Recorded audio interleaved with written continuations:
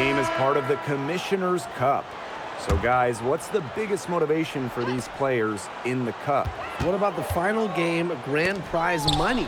Every player in the championship game, whether you win or you lose, gets a bonus. But the winning players are going to get a little bit more. So I would say that's great incentive for them.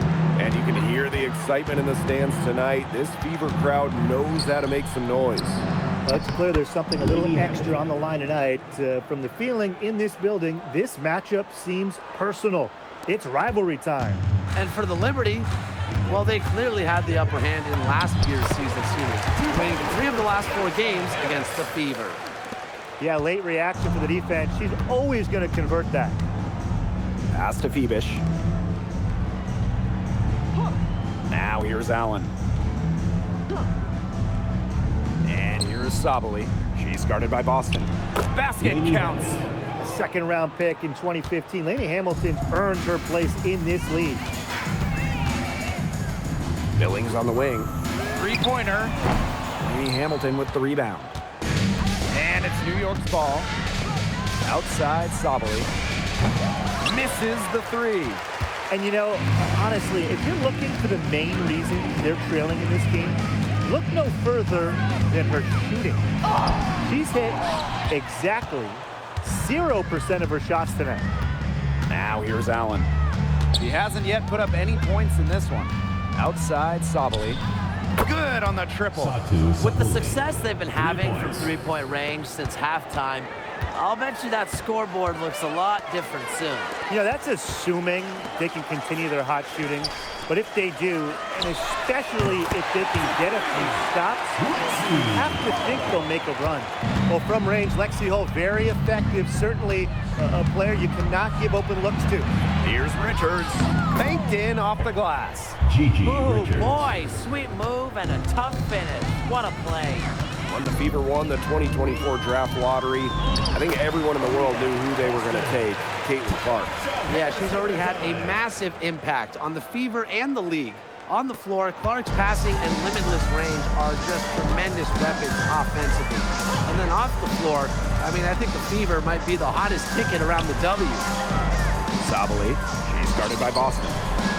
Here's Phoebish. No good from outside. Just like me, 9 times out of 10, she's gonna bury the 3 when she's left all alone like that. Johnson outside. Just 5 on the clock. Pass to Hull. From outside the arc. They grab their own miss. And she converts the layup. Just a couple years in this league, but when you look at her career numbers, Boston's already one of the best at hitting the O-board. And the foul on Harris. That is her first foul of the game. Second team foul. Substitution on the court. Sabali, covered by Hines Allen. Here's Jones. Indiana. And there's the whistle. Fouled hard on the shot, and we'll go to the line. And in that epic 2024 WNBA Finals, Jonquel Jones took home MVP honors. Yeah, she shot it 56, 43, and 100 for the series.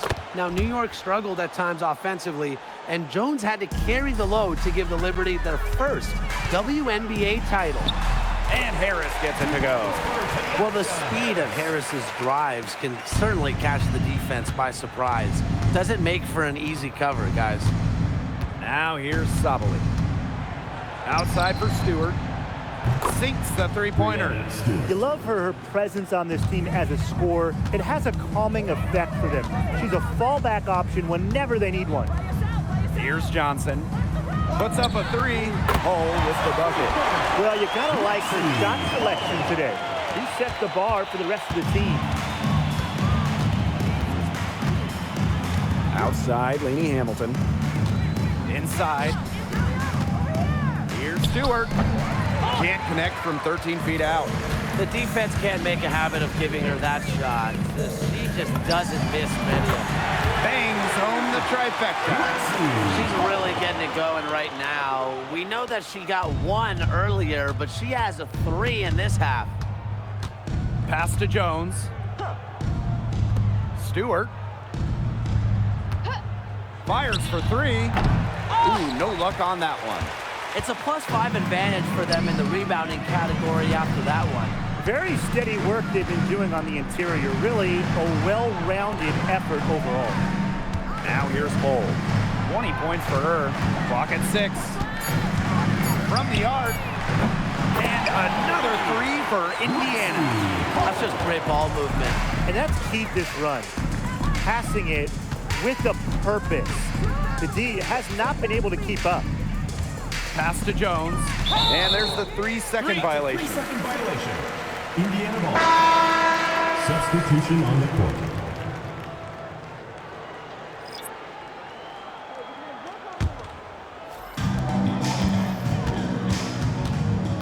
Clark outside. Makes a fantastic move and nails the shot. Now that's a killer crossover. The defender got totally shook up by that. At the end of the third quarter, a huge lead, and this one may already have been decided. Fever ahead, running away with this one. And coming up as soon as we return from the break, the fourth quarter gets underway.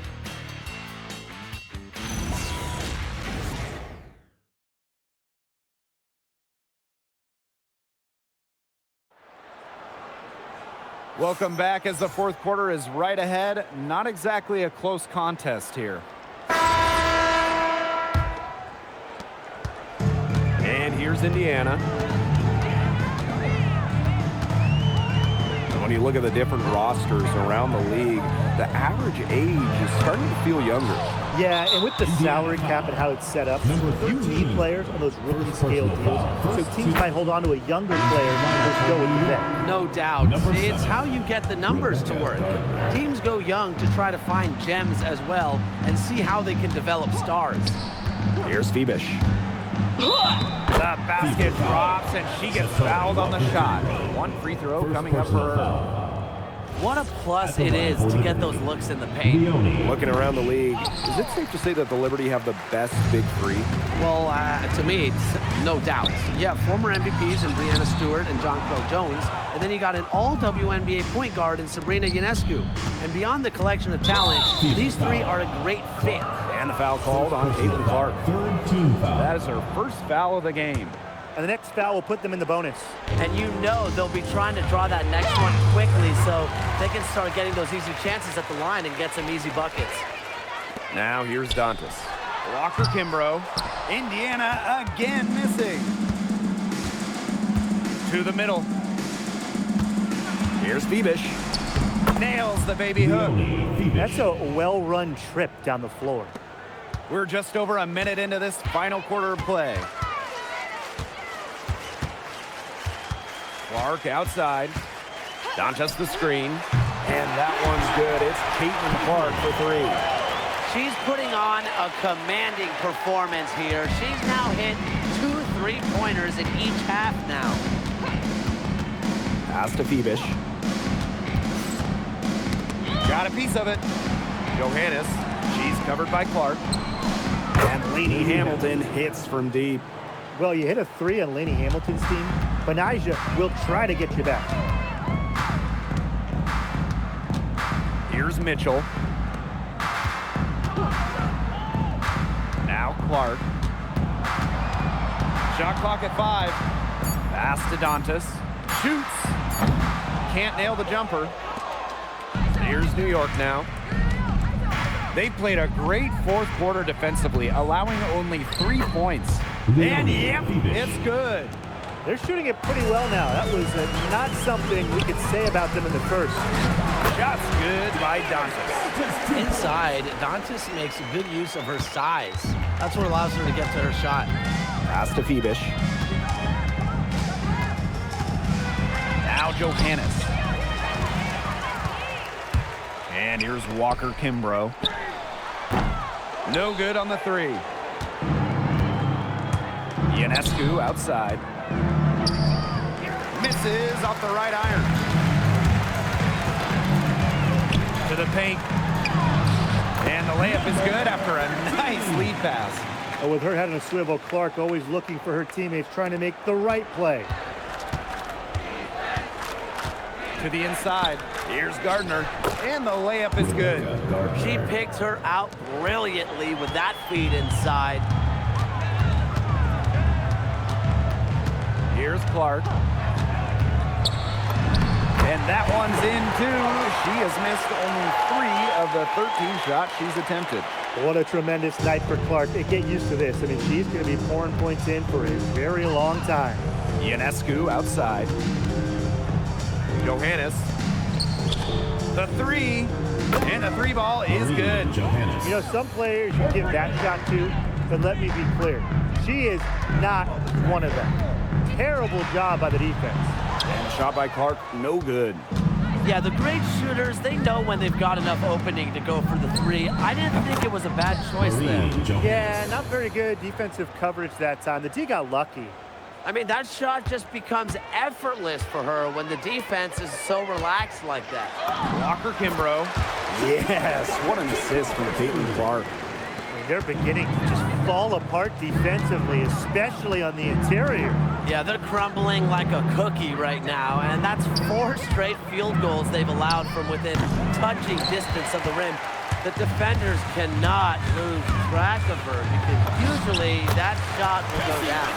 Not much resistance on the inside. That's their 5th consecutive make in the paint. Those looks they're allowing are almost automatic. In fact, I'll just say they are automatic. It makes it so easy for your teammates when you can lead her to the rim with a pass like that. And there's the foul. It'll go on Clark. That'll be her 2nd foul of the game. Well, the draft takes place right before the regular season, and it's fun to see these players get right into their pro careers. Unlike the NBA, we get to see the collegiate stars that were born in March join the WNBA while they're still hot. It's a chance to see college stars immediately after a great run. I love it. You know, you have a great March, as you said, and you go right into the WNBA season. You get drafted right after that national semifinal and final. It's awesome. And it's also a giant test, though, for rookies. I mean, they're playing that college season, then an extra set of 40-plus pro games, which we know are so much more taxing than a college game. I mean, it's a big-time challenge. And here's Boston. And that one's good. Everything they put up is falling in, and that score keeps climbing. And that is one demoralized set of defenders out there. Here's Johannes. Pass to Stewart. Johnson with the steal. Up the floor. And it's blocked by Brianna Stewart. Get that out of here. Stewart's rim protection is crucial to the success of this defense. Here's Cunningham. And the Fever hit again from deep. I think they're trying to go for the kill here because they're starting to take a lot more three-point shots than they had been before. As long as you're getting quality looks, the coaches should have no complaints. Play with confidence. And a shot goes in. Well, this speaks to how confident Sabally is, and it's why her teammates encourage her to continuously be aggressive. Pass to Cunningham. The 3. And another 3 for Indiana. They're relying on their three-point shooting and getting pretty good results. You're right, 3 of their last 5 makes are from beyond the arc. Now here is Stewart. Here's Jones. It's good, as 5 others before it were. She's now shooting 6 for 7. When Jones gets going like this, she seems to be everywhere at once. She can certainly overwhelm opponents. And so it's New York with it. Left side, Stewart. Pass to Jones. Count that one as her 7th make in 8 attempts. That's a scorching 86%. Whenever they give Jones that type of look, it is a great trip for this team. Now here's Johnson. Down low. Boston, no good. Outside, Stewart. Johannes. She's guarded by Dantas. And Stewart gets it to go. Look, the catch-and-shoot jumper is never easy, and since Stewart is confident in her shot, she's never afraid to take them. Now here's Walker Kimbrough. No good. Unable to end this run. Well, in terms of roster building for a front office, what would be your guys' approach? What's the key? To me, easier said than done. But it's all about drafting well. Getting good players in rookie scale contracts, it's basically a cheat code. And I'll add, you also can extend those players, even give them the core designation if you have to, which provides them with a 1-year fully guaranteed Supermax contract. So all in all, guys, one great pick can surely change a franchise. Out of bounds, it'll be Fever ball.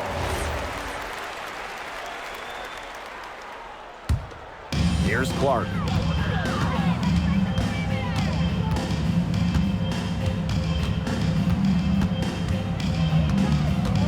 Pass to Cunningham. Yes, what an assist from Caitlin Clark. Well, for this offense, Cunningham is such a key. Hitting those corner threes really opens up the rest of the floor. 8-second difference between the shot clock and the game clock. Now Stewart. She's covered by Cunningham. Shoots a fader, and Stewart gets it to go. This run really not doing them any good, coming as late as it has. Yeah, but give them credit for showing the fight they're showing, Tim. It would have been real easy to just throw in the towel by now. Yeah, but it's still going to be a loss probably.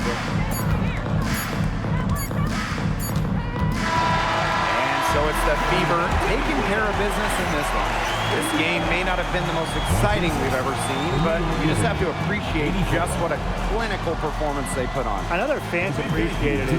We saw the excellent defense, a potent offensive effort, and they were pretty much dominant.